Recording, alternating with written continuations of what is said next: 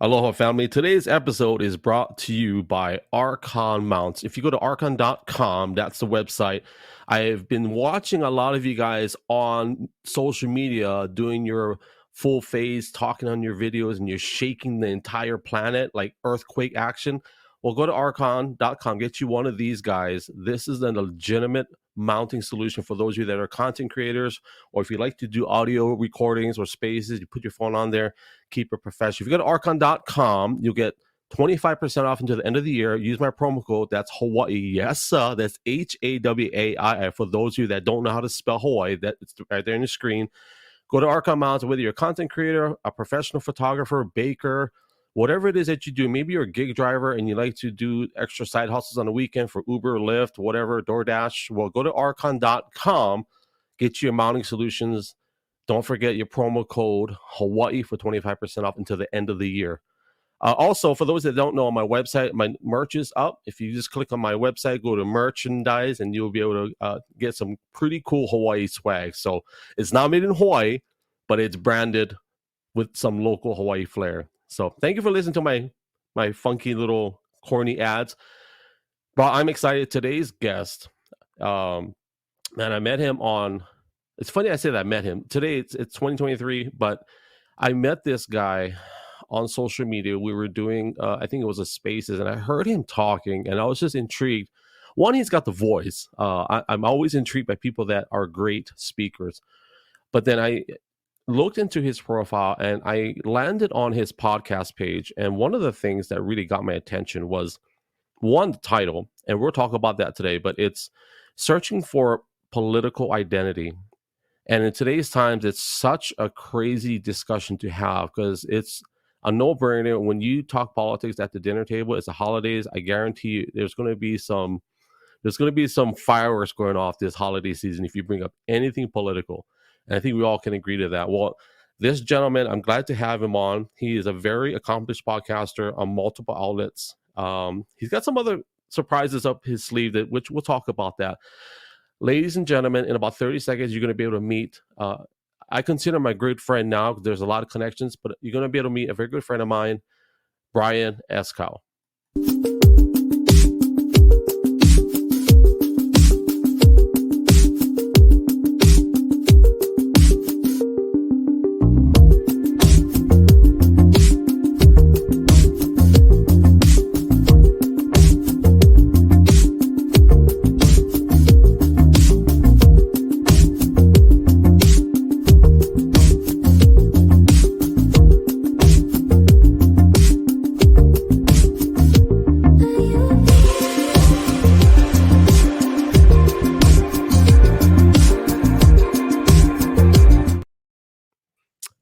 Here we are. Hey, I gotta ask. I'm gonna pop this up on screen. I wanted to lead in with this. How is Rosie? Oh, Rosie's so good. I'm looking at her right now. I'm always nervous if she's gonna be talkative. She's so good. Wow, what was it, like 10 weeks ago now? I found her on the street in my apartment complex. Crazy story, and ended up keeping her. It was an emotional first few weeks of what do I do, and then trying to figure out, do I want to keep her? Can I? And then bringing her to the shelter, and then thinking, oh shoot, I'm not going to get her back. What have I done? Getting her back, and then dealing with all her medical issues. And all this time later, she's doing fantastic, and she's my girl, and made my life a whole lot better. She's beautiful. Like she is, yeah. Yeah, I mean, she's so beautiful and so sweet, and she's 65 pounds now, and I was still concerned that I wouldn't be able to take her to the dog park in my property, but she's not an aggressive bone in her body. She's great with people, dogs of all sizes. It's really cool.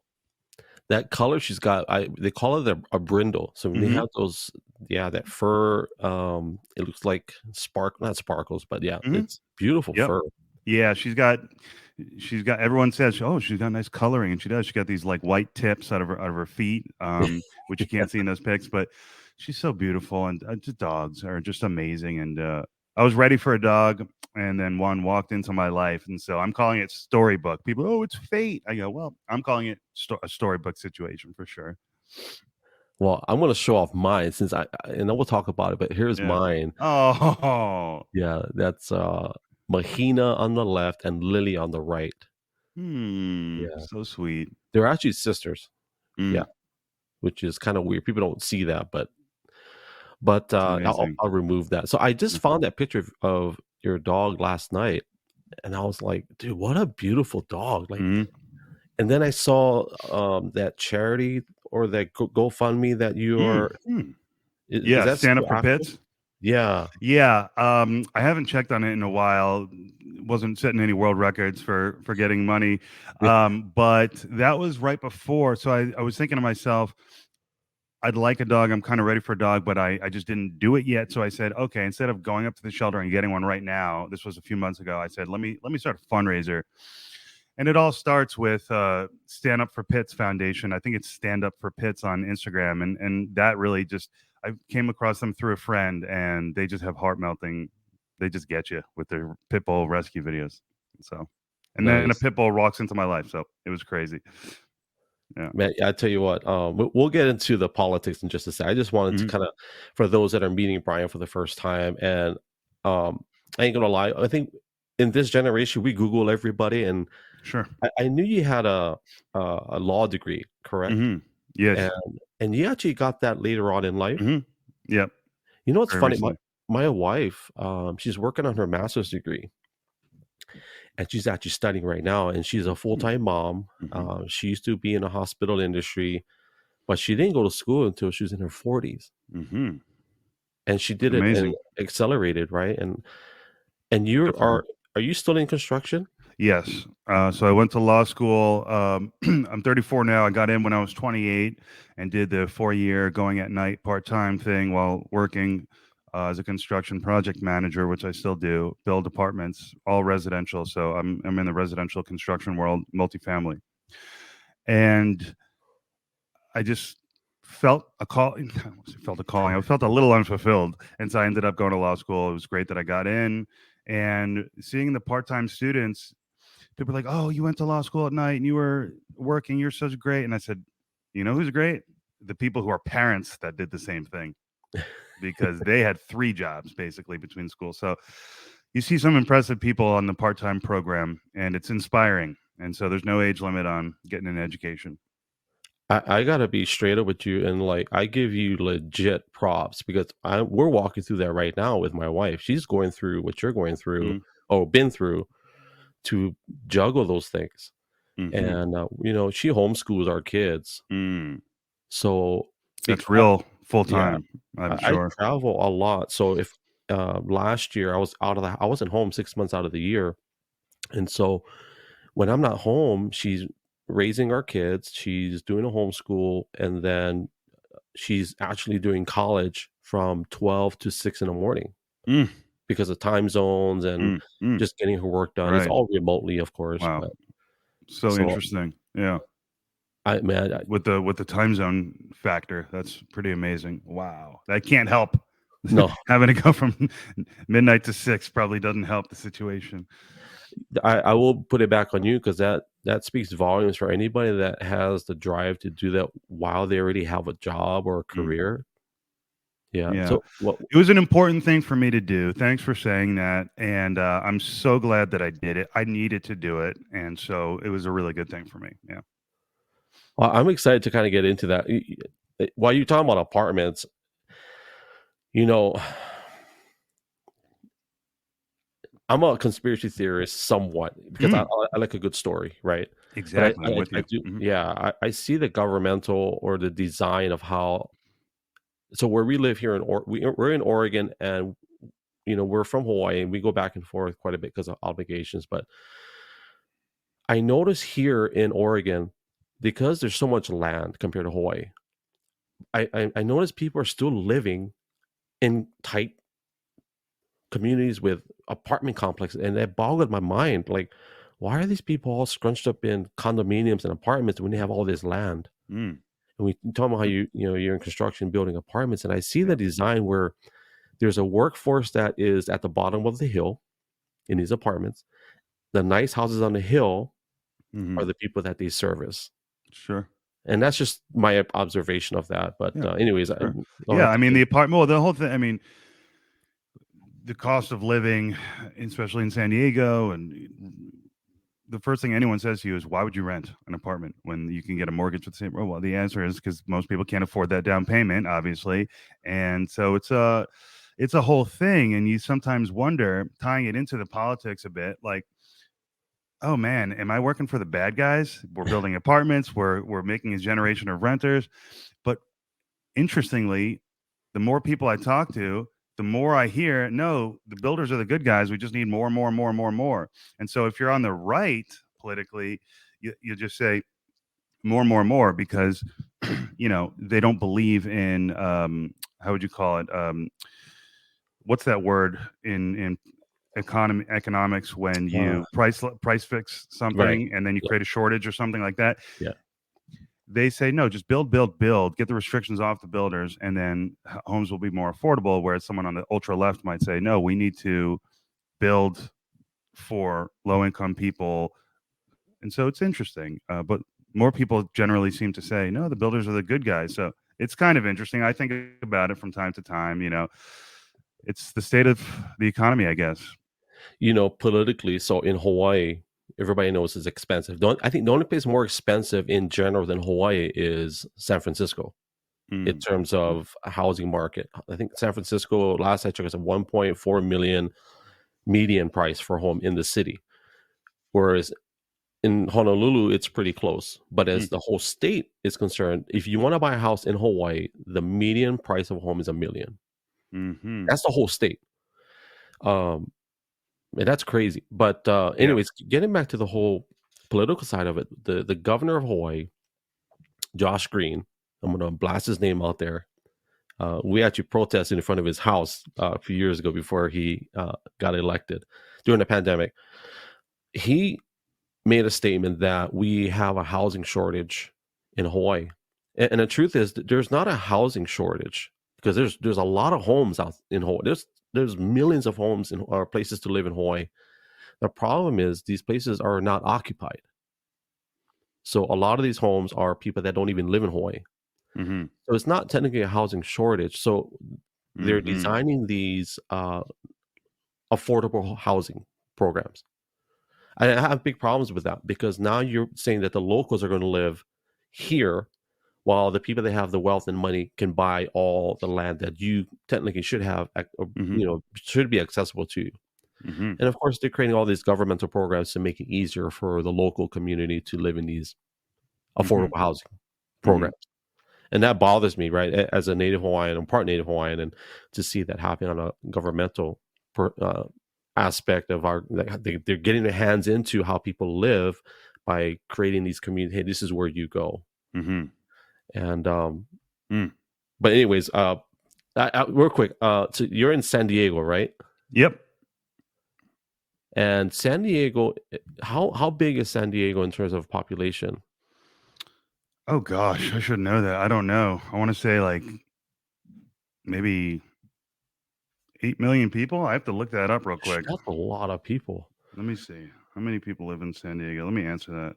We could probably just Google it. What is the population of San Diego? 1.3. I was only off by a factor of about 4, 5, 6, 7. But 1.35 million. It's have you been? Yeah, SeaWorld. Yeah, yeah, yeah. But Yeah, it's a great place. it's beautiful. It's expensive, it's beautiful. You can do mountains, you could do beach. It's great. And politically, well, how would you categorize the city or San Diego, like politically speaking? Well, it's so military that um, that tends to lean Republican, I guess. It's almost hard to say. I feel like there's an independent streak in here somewhere, but I would say it leans Republican. Yep. Let's talk about that because I have the picture up. So for those that don't know, Brian has I guess you call it a show, or I'll just put it up on screen. For those that don't know, it's searching for political identity. I'm not sure if that's an old or new logo, but Yep. that's just the one I found. Yeah, yeah, yeah. It's old, And but it's cool. and you're on pretty much all audio outlets, right? Yep. Exactly. Yeah. Oh, and before I forget, I just found out that Twitter, we can put Twitter comments on here. I didn't, they just added that Oh, recently. wow. That's huge. You know how long we've been waiting for them to put that back up. So Twitter found me, I can see, or X found me, can see you. Hmm. So, Cool. but going back to the, you said Republican, and can you describe in your own words, as far as you're searching for a political identity, how would you describe that to me if I just met you for the first time? We're at Starbucks having coffee. What the search means? Yeah. Yeah. Well, having grown up in a liberal household, severely influenced by my father and his brothers, who are very politically active progressives economically, culturally, different conversation perhaps. But um, growing up, raised to think that the rich have an obligation to take care of the poor Hmm. and that society has an obligation to take care of the poor, that the Democrats, therefore, are the party of compassion. And there's too much pain in the world, and there's too much suffering, and there's too much wealth in this country not to get it right, to figure it out, to get it done. That's why I've always voted for Democrats. And now at 34, having had work experience for a decade, plus in the field as a construction project manager, going to law school during Trump and during COVID. I mean, so, and then, this cultural revolution on the left, you might call it. It's all just given rise to a perfect storm for me to just go, do I want to keep following down my dad and my uncle Rick's footsteps? My uncle Rick, who's an amazing thought leader and was the third hire in Bernie Sanders' 2016 campaign as a speechwriter. So, do I want to keep following these guys, or do I want to? I'm not sure. So I was in law school studying critical race theory in my final year of school, and I said, I gotta do something. And I was, maybe I'll write a blog, but that was too much work. And I didn't have anything to say. So I said, I need to connect with people. I need to ask questions. And then as soon as the light went off, like, oh, this is kind of a good podcast idea. I said, yeah, that's all I'm going to do. I'm going to try to connect with people, get a mic, and go. You That's know what I what? did. So your dad, how is he still alive? Yeah, he actually just moved to San Diego too from New York State. So he's close now to me. That was real touching. I listened to one of the episodes. I can't remember what number you talked about your dad and just walking through that. Mm-hmm. And then I saw another one where you explained a little bit of the political discussions. And you know what's funny? It's what I said in the beginning. It's sometimes once we start talking about politics, even with family, it can be. It's crazy. I mean, I go to my dad's and I mentioned Trump, and not that I was ever a Trump supporter, but I never had Trump derangement syndrome. I do think it's a thing. And, just this inability for people who hate Trump, as my dad does, to separate the man from the positions and just, and this nonstop focus. My dad, I mention him, and he'll go right to his personal. He's a right to talking about his personality. Look how upset he looks. He's so unhappy. His family doesn't talk to him. Like, excuse me? Like, what are we talking about? We're talking about politics. We're talking about his family. So there's something deeply triggering about Trump. Well, why is that? I don't know. Well, being from the East Coast, Trump didn't have the best reputation. And I have family who I work for in the building Yeah. industry, and Trump was not held in high regard. And in fact, people that I know that know Trump from back in the day don't like him. But interestingly, that's got nothing to do with my father. So my dad too, who doesn't come from that world of builders and wealth, my dad too hates the guy. Why? So Yeah. everyone hates the guy on the East Coast for some reason. These liberals do, at least. And it's not just rich, poor, it's personal. Well, let me show you something. My wife and I went to, well, I went to two rallies. Mm. I'll just pop it up and I'll explain the picture because it's a unique. I mean, you voted for Obama. You said that, right? Yeah. Just check this picture out. I'm not flexing by any means, but I want to prove a point. So this is me and Obama Right. in Hawaii. Wow. He was actually a guest of where I used to work, and so we had to go through a whole Secret Service interview. I'm pretty sure they did a credit check and they gave out all these cool pins and stuff. And well, the one on the right, to me, they're both special. And I was very open. Like I didn't vote for Obama at all, not once, but I voted for the guy on the right. And that picture I took in Detroit, and that was actually at a rally. It's a nice picture. Yeah, I was so lucky. It was crazy. It was actually at a business seminar, and he was a keynote speaker. And I seen him in Detroit, and I also seen him in Dallas, Fort Worth, Texas.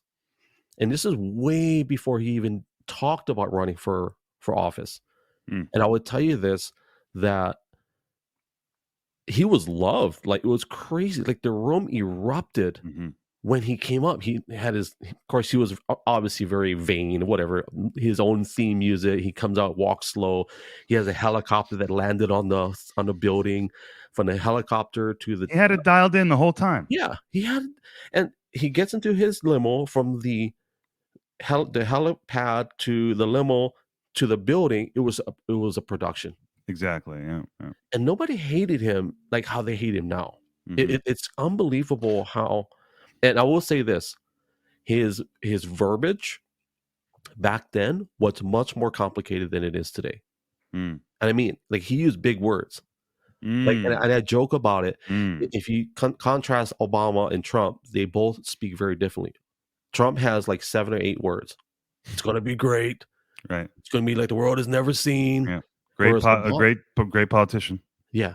Whereas Obama is like, he used a lot of words, a lot of descriptives, a lot of and different. One inspired you with their intelligence and their skills, and the other inspired you with their guttural feeling of we're gonna do this. And it was the same thing. Yes, we can. It's all yes, we can. Yeah. But one's esoteric and one's from the gut. Yeah. And I'm not I rarely talk what we're talking about now on all my social media, but I'm not ashamed to say I voted for Trump. And I didn't vote for him because it was all about a righteousness kind of.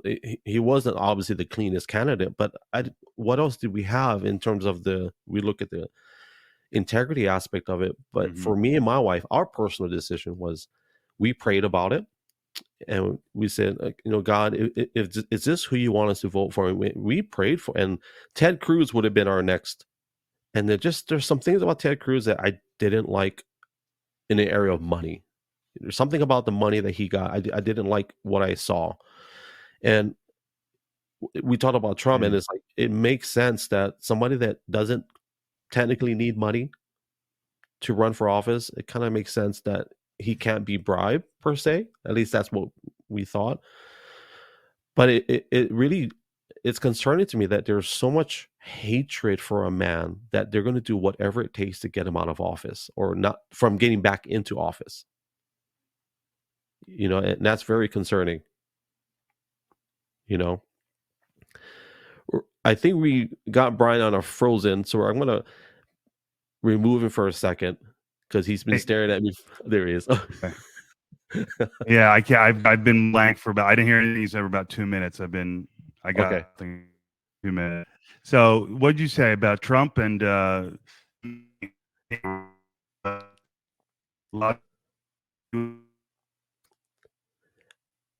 So I think you have a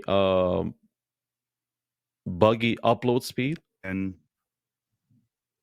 so I'm going to remove you just for a second and pull you back up. Sorry, guys. Thank you for being patient. Hey, this is first of all, to all of my ex family, I can see you guys' comments on my StreamYard software. So hallelujah. Okay, I'm going to bring Brian back up. I think we should be okay. Are we good? I'm back. Nothing happened. Yeah. So what were you saying about Trump? So, you voted for him. Voted for him, and give me the short recap of what you just said. Voted for him, and at the time, we just felt that for someone that he was wealthy already, didn't need finances. So it's going to be one or two things. He has a legitimate desire to make the country better, or he has a legitimate desire to end his life being on top, which would be, what's the word to use? Is it where he's vain and prideful, all about himself? There's a fancy word to use for that. So it's going to be one and of they those. don't necessarily conflict. No, that's the thing, right? Those two things don't necessarily conflict. That's a good point. You can unpack them a lot. You could talk about a lot of things there, but they don't necessarily completely conflict. And that's something that people don't get. But again, a lot of people from the East Coast don't like the guy. It's cancel culture. How much of this is we don't like what Trump represents in terms of the movement, and how much of it is we just don't like people who have made mistakes in the past? Because he has, sure. But what's wrong with the redemption story? What's wrong with a strong guy coming in saying, I like what America's used to stand for? I remember when he came down the escalator and I was in a grocery store shopping on the phone with my dad, talking to him across the country. I said, this guy's for real. I mean, this guy, I never didn't take him seriously. And he just was a wrecking ball in that. I mean, and he just never stopped, and he was on top from the get-go. And I guess he's on top from the get-go now again. And so I guess we should probably forecast that he will be the nominee. Well, okay, let's talk about that. We've got Trump, Vivek, and Nikki Haley, DeSantis. And that's who I consider the. Somehow Christie's still in the race. That's an accomplishment in itself. I know who I like, by the way. I like Chris Christie. You do? That's a New Jersey guy, right? Yes, and I have a family member who is an attorney who worked for the governor prior to him, John Corzine, and was one of the very few people who Christie, when he became governor, kept on. And so I have a little Christie connection there. And I think Christie is an interesting guy. I like him. It's just hard to see him.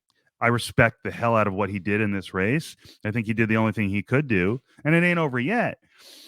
But I think it's hard. I think he knows that this is an uphill battle for a guy that isn't in the best shape. Okay, that was unnecessary. We're talking about politically, right? Yes. Yeah. What does he have? 1%, maybe? I think he got up to 4 in the latest thing I saw, which was interesting. It was kind of statistically, oh wow, like Chris, I think I saw Nikki had 7, Ramaswamy went down from 7 to 4, I think, and Christie went up from like 1 to 4. So he was tied with Dake in the last thing that I saw. I don't see that. I'm not going to pretend to be a political analyst or anything like that, but what is the purpose of someone staying in the running for so long, knowing that they have no chance of even? Is it to? Well, he's got a book coming out. Oh, okay. I just became aware of that. He's got a book coming out, so that's the main reason. And he's an ambitious guy. I know he said publicly in the past when he's run prior, I'm ambitious. I want to be president. And he doesn't shy away from that. So those two things are pretty strong motivators. And he sees a leg in, I think, with this Trump criticism. I'm the law and order guy. You guys want,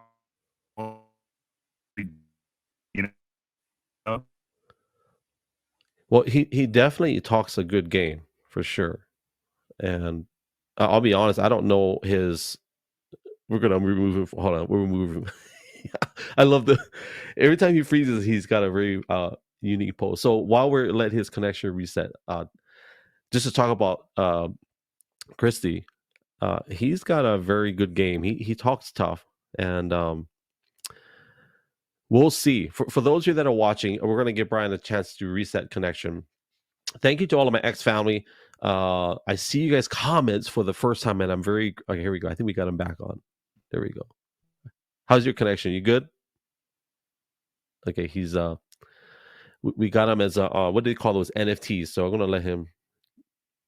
We'll pop it up more time. There we go. Hey, You're creating NFTs, by the way, just so you I know. am.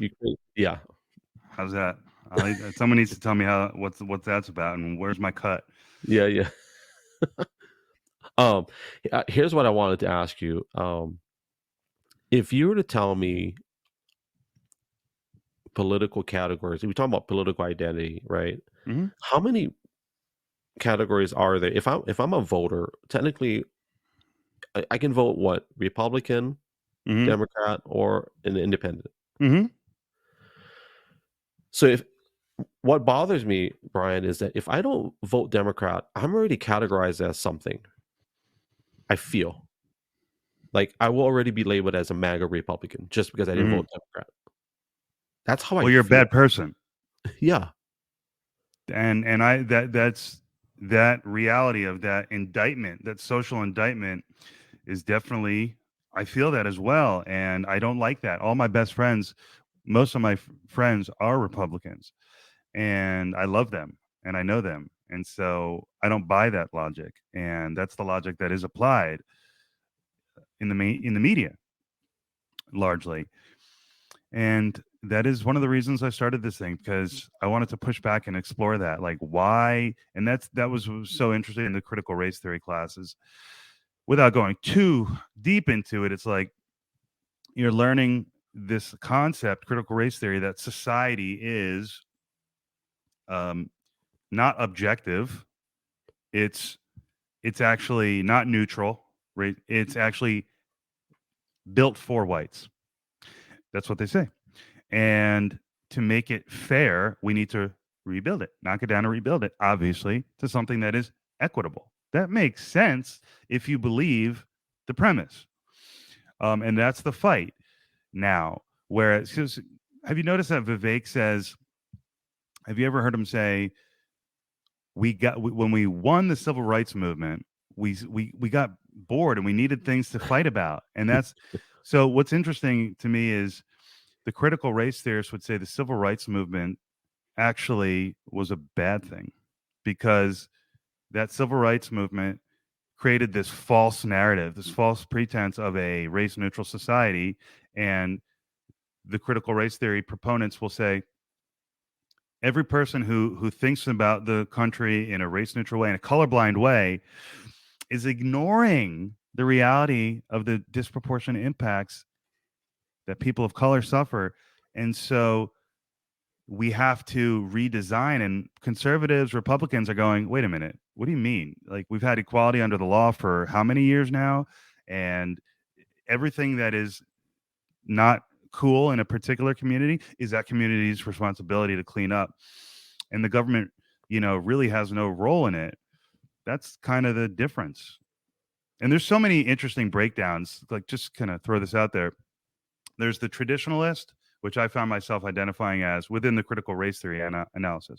There's a traditionalist who's like a Donald Trump, a Ted Cruz, who says we won the fight in the '60s, and equality under the law is all we need, and we have it now. And so let's protect that. Then you have the reformist who says we need to do some minor tweaks. We still need to do some minor tweaks to make things racially equitable and make things cool. And then there's the critical race theorist who says we need to radically transform society to achieve racial equity. Not just economically, by the way, but how police interact. Redesign everything around the Black experience, because this culture doesn't take in the Black experience, is the claim. And then apparently Derek Bell, Harvard professor in the 80s, so on his death. I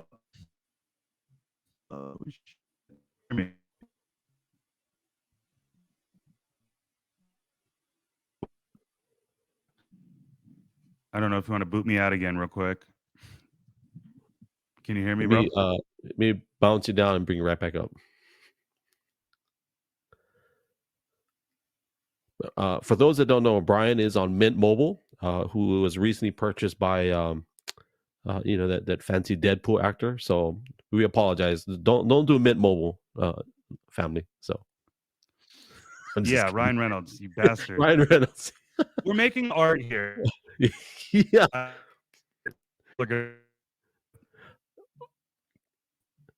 I'm gonna pull him down and let him read. So For those that don't know, what's happening right now is what we call technical difficulties, which is I'm totally fine with. I told Brian the other day that going live is my thing. I love doing live, even though there's what you call hiccups.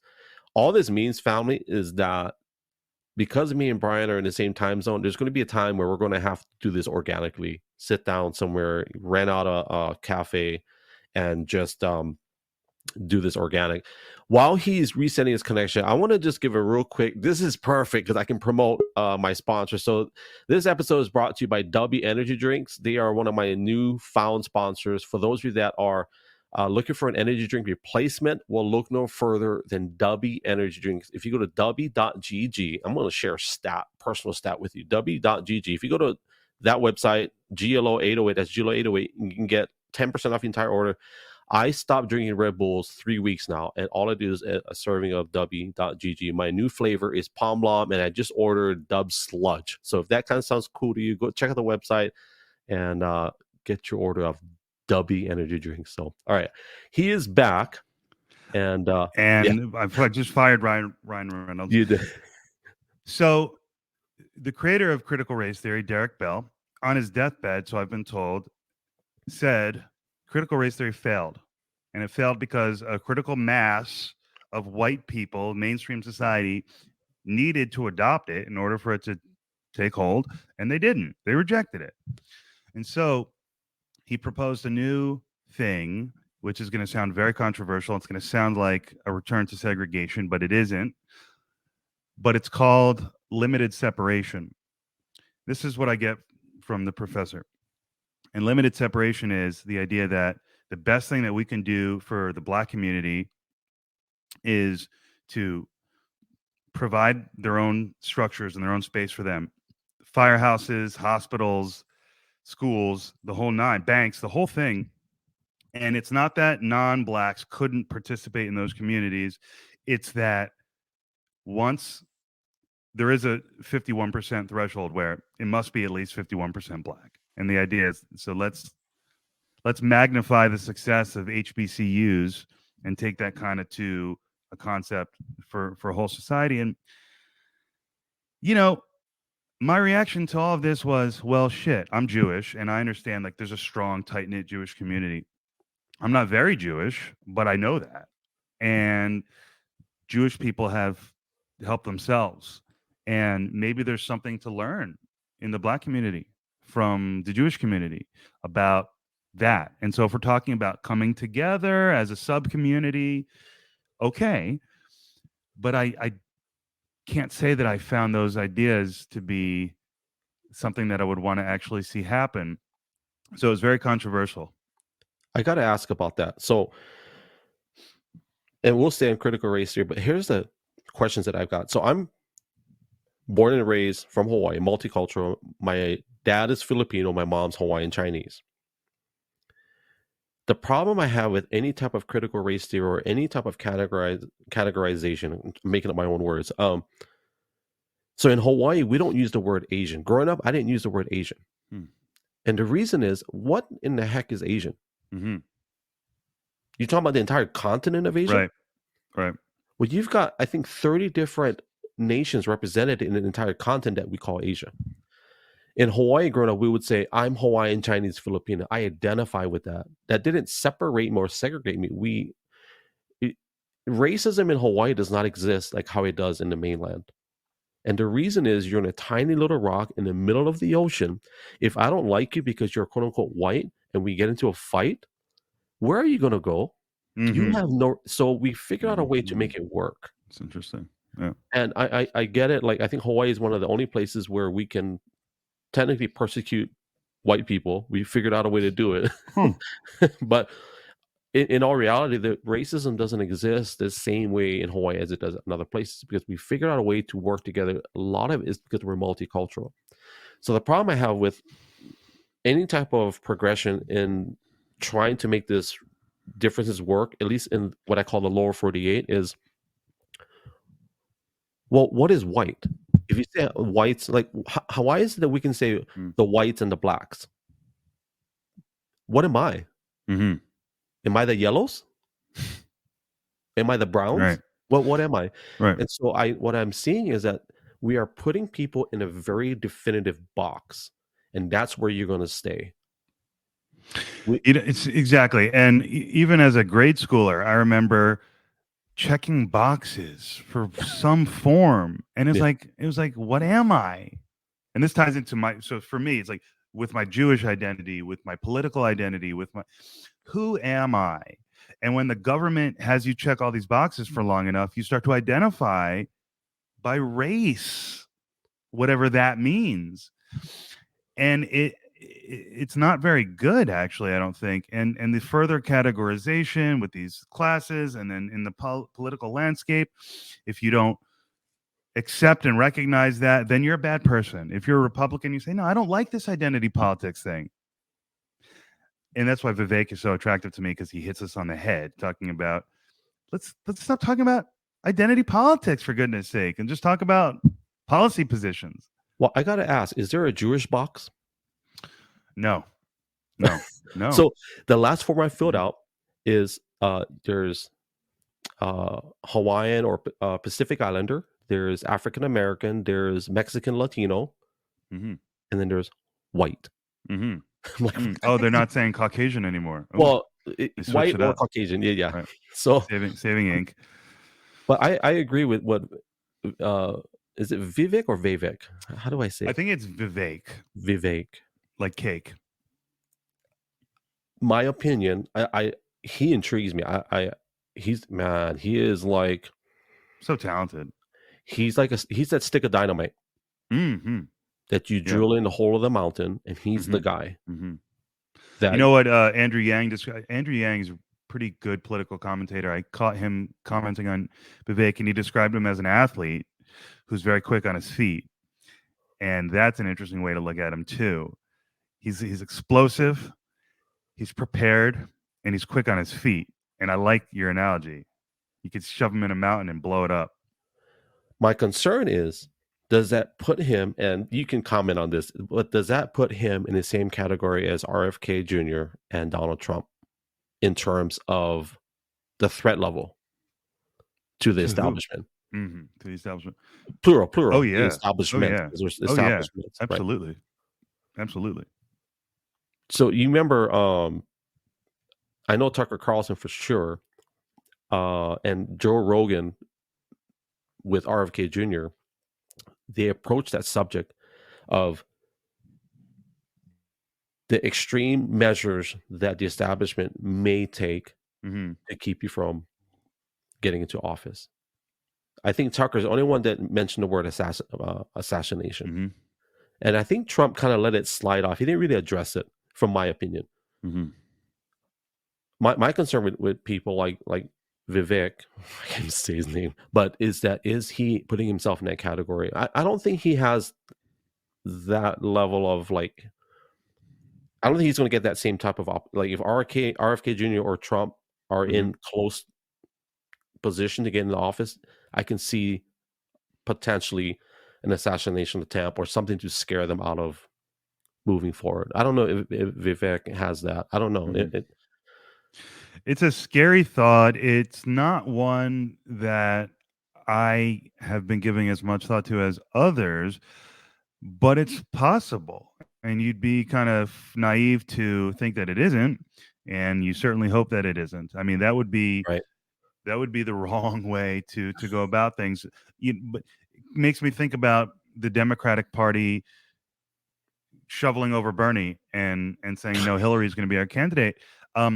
So I'm thinking that they will have more administrative ways to do it in this day and age. But sadly, you don't want to forget that it's happened, and that it could definitely happen again. And you got to be afraid. You can't be afraid. I think these people know that. And I would say Vivek, my feeling is that Vivek is the only one who has to really internalize that, because the other two guys, they're old and they probably get it. And Vivek does too, but he's a young man.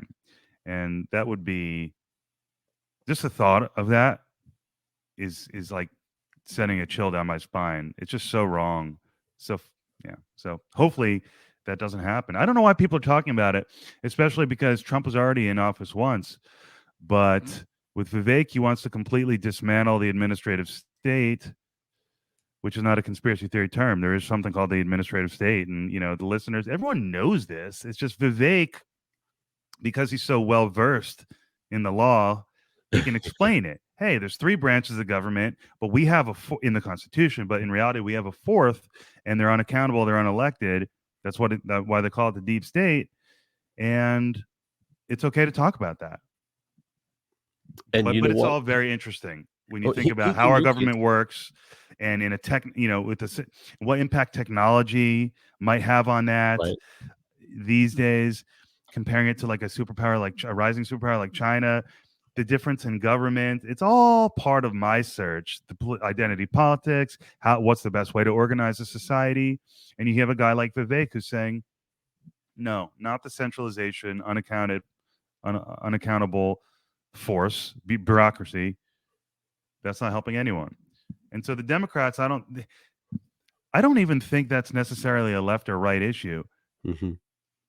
But it'll be interesting to see how that plays if Vivek is able to stay on the board. I personally like him. I think he's a great communicator.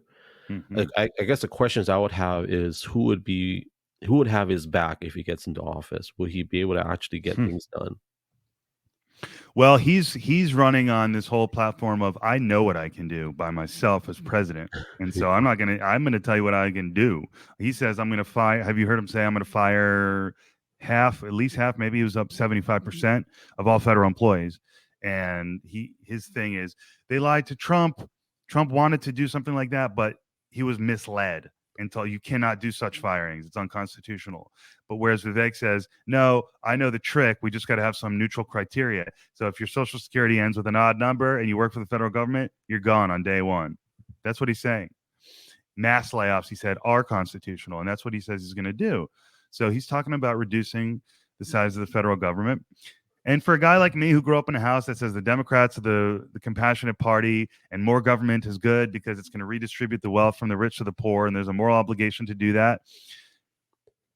My dad's probably hearing that and going, oh, this monster. But sorry, Dad, Vivek's really smart, and he's got a lot of experience that you don't have. And I like him. Yeah. If he doesn't get the nomination, would he be a great VP? It's so interesting, because this is where it just becomes all kind of fun political analysis. It depends. Should the VP be a cool contrast, or should it be an extension? Tucker Carlson is a great example of what an extension of Trump would be. Yeah. Vivek is also an extension of what Trump would be, but much more intellectualized. He's an intellectual Trump. He's Trump in Obama clothing, just in terms of ability to communicate. So they would both be interesting for slightly different reasons. Would he be a good VP pick? Yeah, I think so. But, the name Trump Ramaswamy, how that all plays, I don't know. Interesting. Who do you think Trump would pick? I don't know. I'll tell you, this has no weight whatsoever. And I'm partly biased, and I don't know, but I do feel if he had a female VP, sure, a strong one. Yeah. I joked about it before, and a lot of people don't like her, is Tulsi Gabbard out of Hawaii. Yeah. I don't, she's got a military background, so she does understand that aspect. And she's not stupid, but some of her views are not popular. Right. Yeah. She is so perfect in probably 9 out of 10 ways. But so I would say she's probably really strong, and that would probably make all the sense in the world. Yeah. Well, she is controversial. Why is that? Is it because she speaks out? I guess she speaks out against the military industrial complex. She doesn't believe in the U.S. empire in terms of war machine. Isn't that what it is? The war machine versus the non-war machine? Yeah. Which is ironic, right? That she is not with that movement or that program.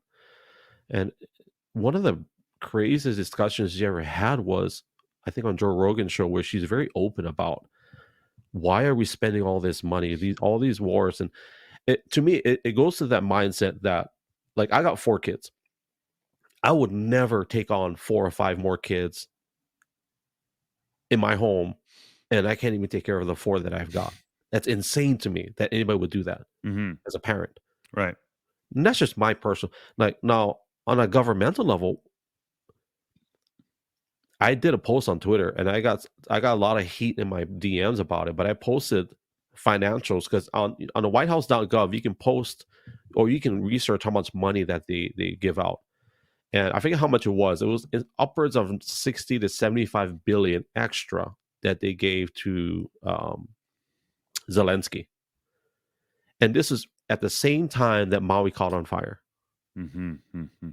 Right. And they did the math. If they just gave 6 billion to Maui, to the city of Maui, they could rebuild every home with 6 billion. And they promised the residents $700 one-time payment plus whatever other money that it would get. And in the meantime, we're giving Zelensky billions upon billions of dollars in cash, of course, and of course, services, military, whatever. The point is, like, why are we taking care of other countries when militarily, humanitarian aid, but yet our own people are suffering? It's a great question, and one of the things that I've started to focus on recently, it's like, what is a MAGA? And it's like a prism, and there's many sides to it, but one side is the foreign policy aspect, and they don't want to send money to other countries. It goes back to the George Washington, we shall, no foreign entanglements principle. Let us be an island of kind of peace and tranquility. And that makes sense philosophically, esoterically. But when the rubber hits the road, is there an interest for the U.S. to, so I don't know. I'm not prepared to say that I'm intelligent or informed enough to say that we should cease all foreign aid. That's hardcore. And it's interesting. It's clear. It's interesting. A lot of libertarians say that, all of them basically. And that's what they share with the MAGA a lot. The question is, what would you do with that money if you stop sending it overseas? Progressive would say invest it in services and the people, and a conservative might say, well, just stop taking from the people and stop spending it elsewhere. Just put it back in the pockets of the people that you took it from. So there's not total agreement there, but it's all interesting. What should the government be doing for its people? What should the government be doing for itself, I guess, on the world stage? It's pretty amazing. Should we just really be this big floating island almost that minds its business? It's something to really think about. And Vivek, again, talks about it, as they all do. And would you fund Israel? Would you not? I don't know, man. It's this is the questions of the day. But priorities, a question of priorities. And certainly, if you're in Maui and you see you see the government sending all that money, it strikes a bad chord. Do you see any? One of the questions I always ask myself is, are there any officials on any level, city, county, state, federal level, are there any government officials, public servants that are willing to be 100% honest with the people? I think Vivek is running on that theme, and I think he is. I don't think he's holding back. Maybe if any area that I've sensed that he is holding back is on the Israel question.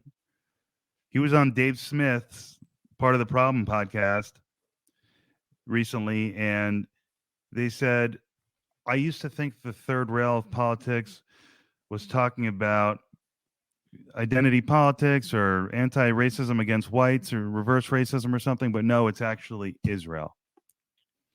And so Dave said to him, I don't want to get you in too much trouble here, but they hinted at the fact that, like, Vivek's real feeling was, we shouldn't be giving you money, Israel. You're not. And remember when he said in the most recent debate to Nikki Haley, my child could find on the map the difference. This is America. Here's Israel. So is there anyone who could be honest? I think Vivek has been pretty forthright. I sense that about him. I think I don't tend to be that cynical, and maybe I should be more cynical.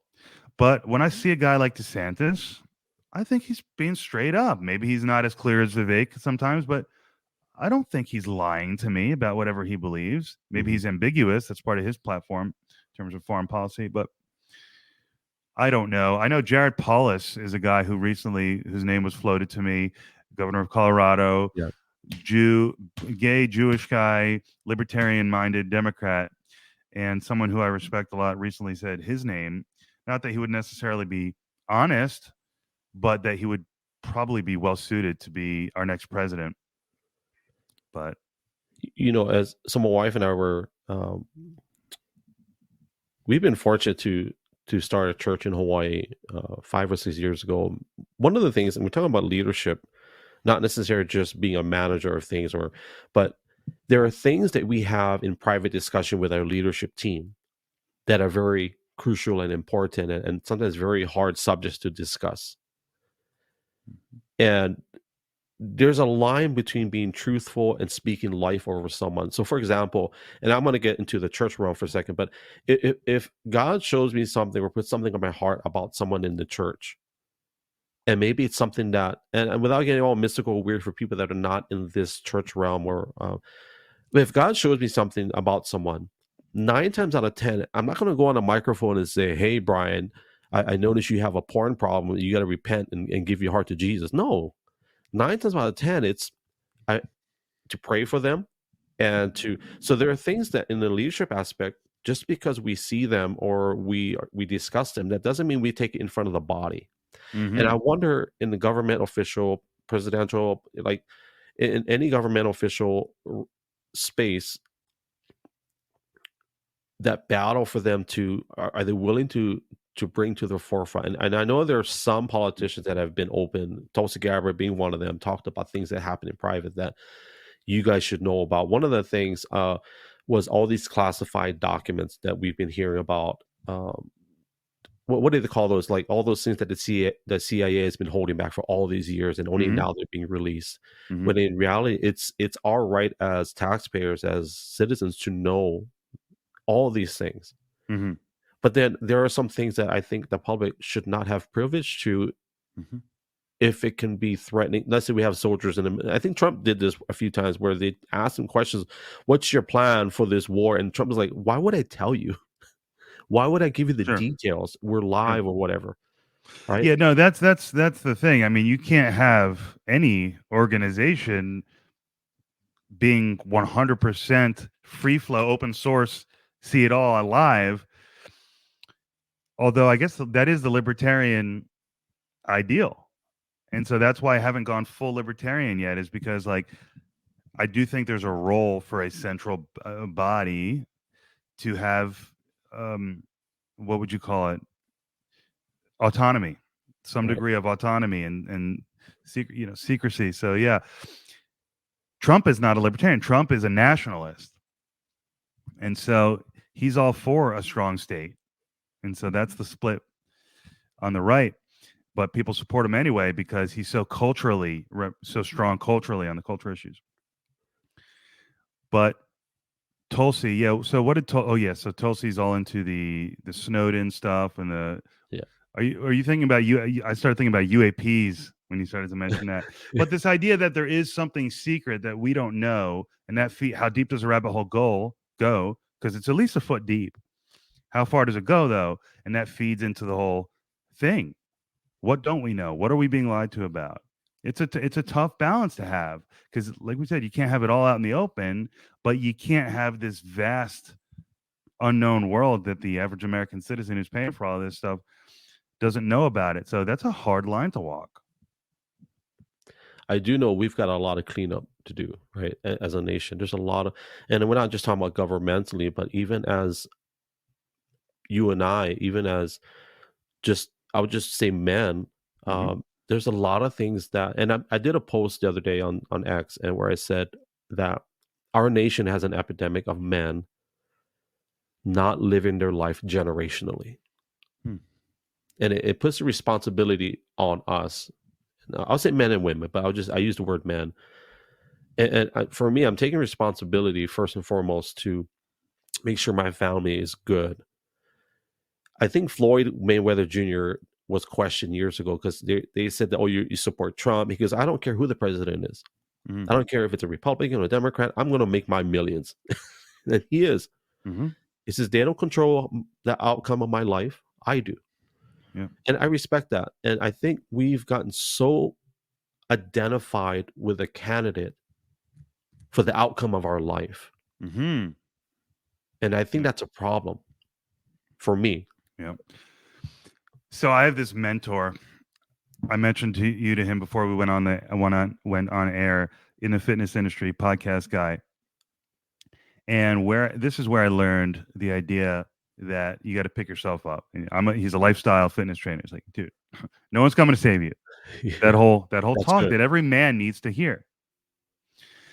And there is this conversation to have about the impact of feminism on men in our society, and how men are treated and viewed, and how they behave. And ultimately, when you have, I guess I'll use the word weaker men, you have less kind of self-reliance. Well, the sustenance is going to have to come from somewhere. And if it's not coming from yourself, then it's coming from the government more. And so there is this connection in my mind between the way men are treated and behave and the role of the government. Patriarchy, all these things. Yeah. You can have these conversations about the role of government and the role of people in society. It's all changing, or there's an attempt to change it, and so that is underlying a lot of our division. Come on, it is. Yeah.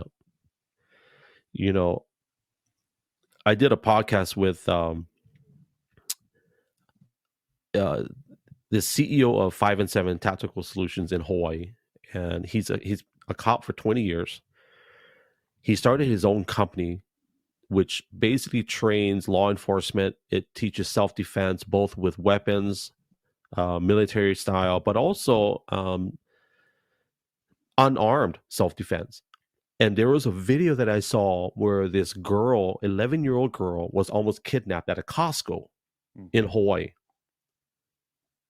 Almost kidnapped.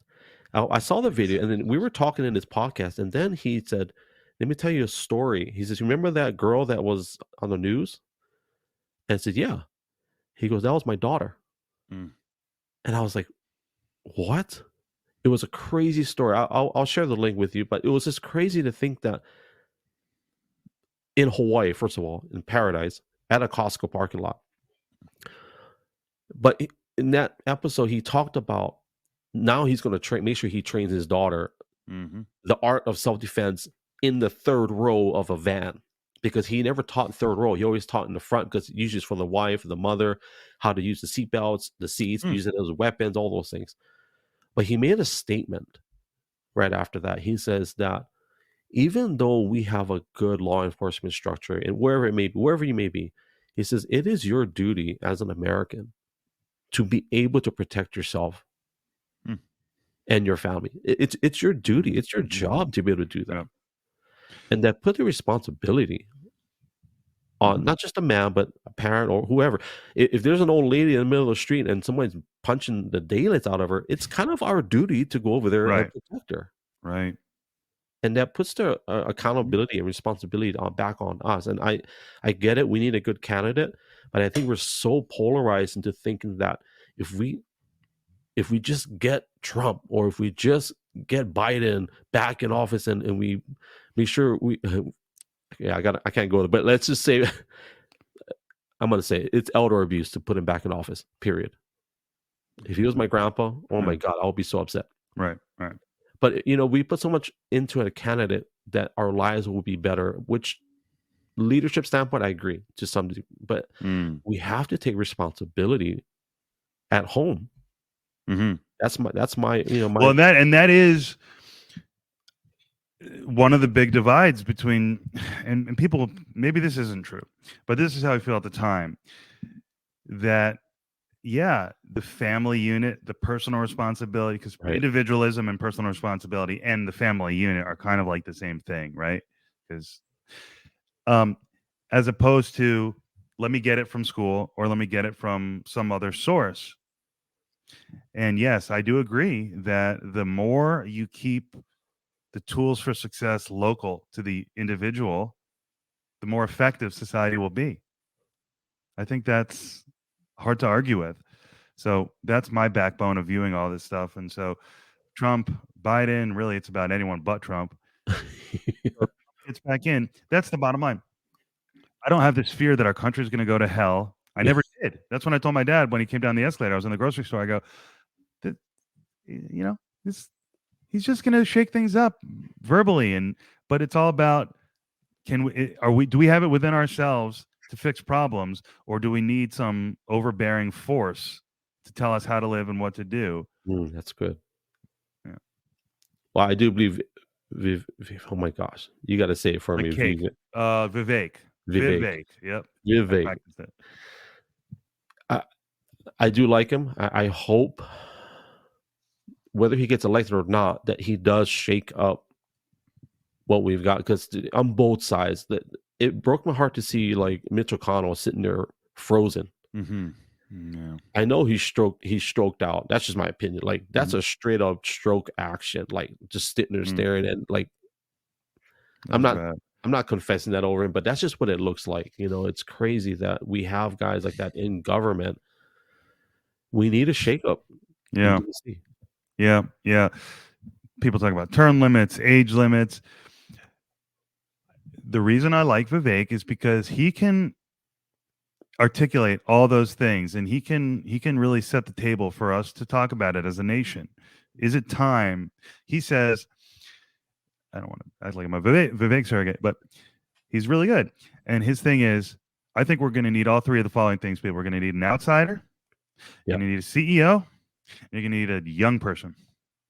I'm all three. And he says, I think we're going to need all three to take us to the next level. America First 2.0, which I think, again, is going to be an intellectualized version of MAGA, of America First. And if he can explain it to people and connect it to, hey, we're going to break the game here of this identity politics. We are Americans. Let's take responsibility for our lives, for our destinies. Let's manifest destiny like the old American spirit. Let's return to that, and let's shake things up. And I think he's if he makes it to the nomination, then I think he destroys Biden or whoever. But it's a big F. Who do they have? I mean, on the left, yeah. See, Newsom is so damaged. I like him. Like, let me backtrack. I think he's really smart, but there's too many problems in California. And I think his French laundry scandal with the pandemic was politically mortal. I just don't think you can shut down your state and then go dining like that and become president of the United States. I think that was, unfortunately for him, I think that's fatal politically. But he's too smooth. He's too slick. I'm not really into it, but he's an option. Besides that, I liked Buttigieg in 2019. Booty juice is Booty juice. But I don't know. I may have changed too much since the last election, but I like that he can articulate. Buttigieg can articulate his vision. He talked about structure change. He talked about getting rid of the electoral college. Okay, be a thought leader. Be a thought leader and communicate to me. So I've said that Vivek versus RFK would probably be, but he's no longer running as a Democrat. So it's all different now. But Vivek, RFK, or Vivek Buttigieg, I think would probably be the best for our country to let us decide, guys, which path do you want to go down? And, not have it be about personalities. Getting rid of the electoral college will only work if everybody leaves California. Mm-hmm. That's a bad joke, but ouch. No, I know it's not his fault directly, but what happened when is it Xi Jinping? I'm so bad with names. Yeah. When he arrived in San Francisco, to me, whether he was directly responsible or not, the fact that they cleaned up the streets, Yeah, it's when he came. insane. That's going to fall on Newsom no matter what. It's crazy. And why aren't you enforcing? Why aren't your people enforcing theft laws? I mean, it's there's so many things that are out of control, and he just smiles and acts like there's no problems. I don't know, and I don't like if Biden moves to the center or shifts, does things in his final year. But no, I'm not gonna. That's not who you are, Biden. You showed me who you are, and I'm not.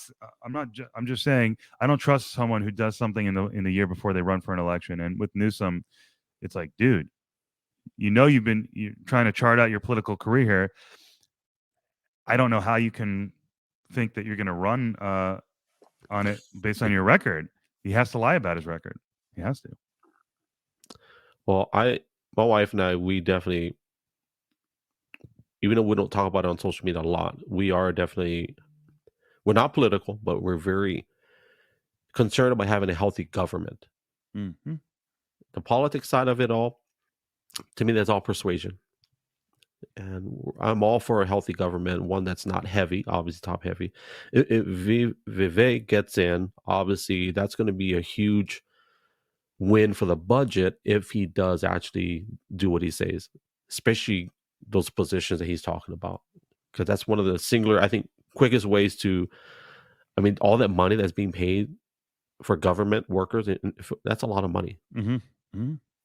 Yep. It's yeah. I And mean, it's if kind he of like stops sending, and if he wants to stop sending money across, overseas, tune that all down. He wants to tune down the war machine. Vivek's going to save us a lot of money. There's no doubt. What about manufacturing? Do you think he would be good for domestic manufacturing? Oh, you would think that he would be. I know he's talked about wanting to really increase ties with India, and my understanding is that India is really coming up in the manufacturing world. So, to what extent he's all about free trade versus, see, this is kind of the Trump thing, right? Trump is more about America. So, how deep will it go for the America First theme for Vivek when he gets in there? If he gets in there, um, that's an interesting question, and I don't know the answer to that. But if he wants to follow in Trump's footsteps, he's going to try to bring it back home. I just remember Trump. I don't know. I never really researched it, but talking about don't buy. What was it? Don't buy. Was it Oreos because they're made in Mexico? Oh, I used to love Oreos. That was so funny when he said that. He said, "I used to love Oreos." And Cocoa Krispies. That's how he prefaced it. He goes, "I was a big Oreo guy." Yeah. And I knew when he said that, I go, "You definitely still eat Oreos." Yeah. But I like that. Nabisco. Nabisco. Oh, it's a good soundbite.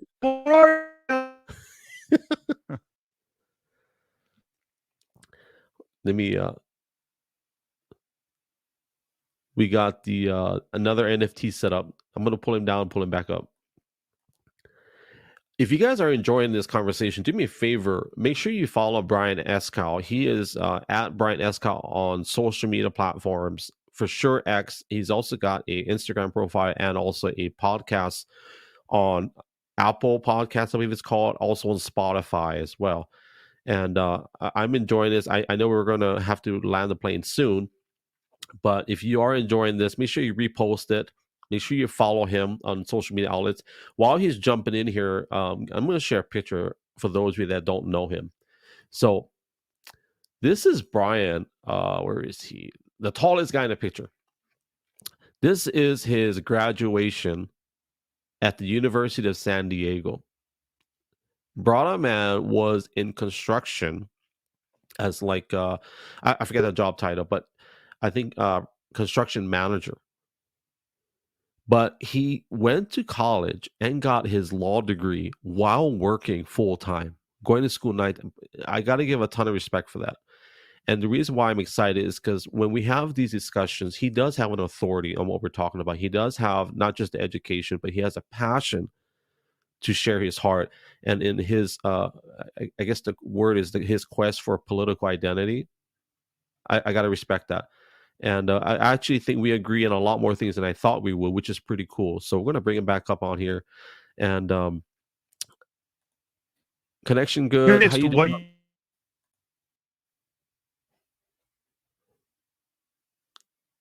We'll give him a few seconds. It might take a second.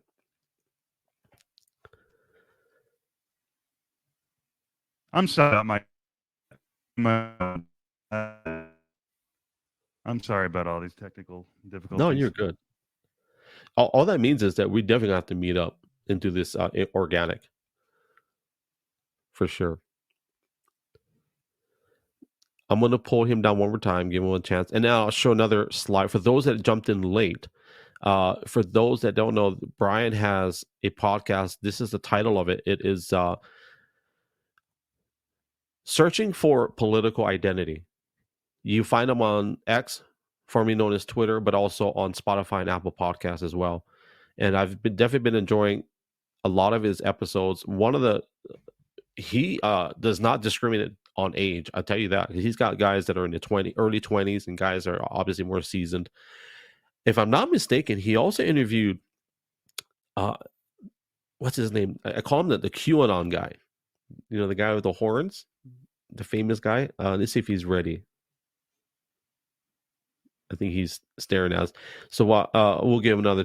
When I see him moving the bottom, he actually interviewed the January 6th guy who had the horns. I forget his name. I should have wrote it down, but I thought that was pretty cool that he had that guy on his podcast. But make sure you go. So I have it up on the top right corner of your screen. That's his user handle. That's his name, Brian Eskow, on social media platforms. And he recently acquired a dog, which if you wonder if I'm buying time, I am buying time, but I want you guys to know a lot about him as well. He rescued a dog, and I'm going to get some personal things on here. And this is his dog, Rosie. And the reason I think this is important is because a lot of times when people get into these heavy political discussions, and a lot of times for lack of a better word, we take the real human aspect or side of them. We take that picture out. And when I saw that he rescued a dog and he named her Rosie, and he actually started a fundraiser to help dogs like this. This is a rescue dog. I think that speaks a lot. And I'm sure he's gotten a lot of pushback on his views just because he voted Democrat for so many years. And the one problem I have with some of that mindset when it comes to voting politically a certain way, it places us in a position. Like, for example, I've historically voted for Republican. That doesn't necessarily make me a Republican. That just shows that the candidates that I believed in, the candidates that I saw, just so happened to be on the right side of the aisle. And there's a funny picture that I shared with Brian. I don't think I can pull it up here, but it was I forget who shared it out, and I thought it was pretty funny. And it was this Native American guy that goes, "What if I told you that the left wing and the right wing belong to the same bird?" And I thought that was so classic, so funny. And it's so true. If our nation is going to go where it should go, and for me personally, my wife and I, as growing up in the church and leaders in the church, and our desire, for me personally, is that our nation turns back not just to God, but on a much deeper level, that there's more to it than just that there's a generational impact. And it starts with us. It starts with a healthy family unit. And I think Brian talked a lot about it. And I wish we could talk about it more, but in a Jewish tradition, from what I understand, and we can probably talk about it on our next time that we meet, is a lot of the Jewish men in general have a generational mindset. At least the old school. I'm not sure how it is because I'm not Jewish. So I can't speak on that. But just from what I've learned and understood. And even biblically, what I learned is that when a father raises his family, he is responsible for providing finances for the next 3 generations. That's kind of like the mindset. And someone can fact check me, call me out on it. And if you want to call me out on it, hey, I want to be a guest on your podcast, and let's push back on it. I'm totally down for that. But I want to read this. Okay, so Brian just said he has heavy connection issues. So I'm going to keep promoting the heck out of him. Brian Eskow on all social media platforms. make sure you follow him and listen to his podcast. You may not agree with everything. Maybe you don't like some of the things he talks about, but I learned quite a bit just by listening to his guests and even him. So I'm going to land the plane. But before I do, I want to say first and foremost, thank you to those of you that have been loyal and faithful throughout the years. It's funny because we've got a new crop of people that have joined social media. And I feel like, where were you 5, 6, 7 years ago? And a few of them reached out to me and said, oh, well, I was on this with that, or I didn't really do social media. But when Elon bought Twitter, now I'm on X. So I want to thank all of you that have chosen to follow me, have been patient through all the quirks and features, as Doug DeMuro says a lot on YouTube.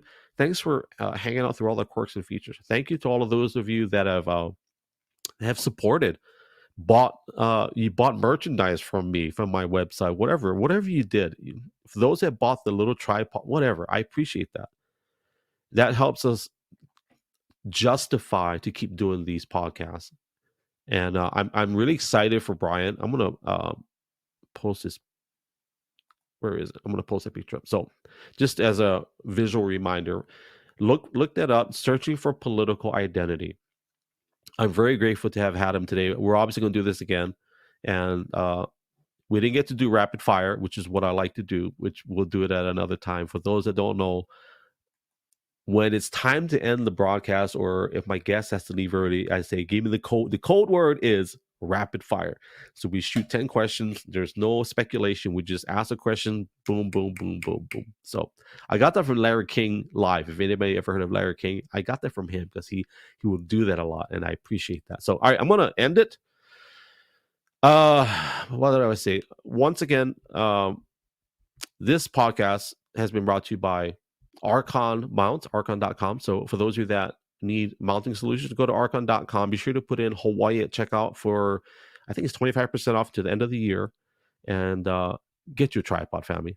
So don't be shaking us with the earthquake videos that you've been putting up on social media. So love you, family. Be sure to follow Brian Eskow on all social media platforms. And thank you for your support. And I'm just looking forward to doing a lot more of these. In closing, I have 3 guests lined up in the next couple of weeks. I think we're going to take a short break during Christmas season, but I have a broadcaster, very prominent globally. I won't say her name. I want it to be a surprise, but she does a lot of live streaming around the world, New Zealand, Japan, all those places. And I also have another girl that agreed to meet up. She is on a health journey, doing a carnivore diet. So I'll leave it at that, family. Thank you for watching. I love you guys. You guys are awesome. And thank you for being just like walking alongside with me and my wife and my family along this journey of just sharing life. My whole point of doing these broadcasts is to just share life on things that I find interesting and with people that are willing to talk with me. As I always say, guys, love you guys. God bless you guys. Ahui ho, aloha and mahalo. Yes, sir. Chihu.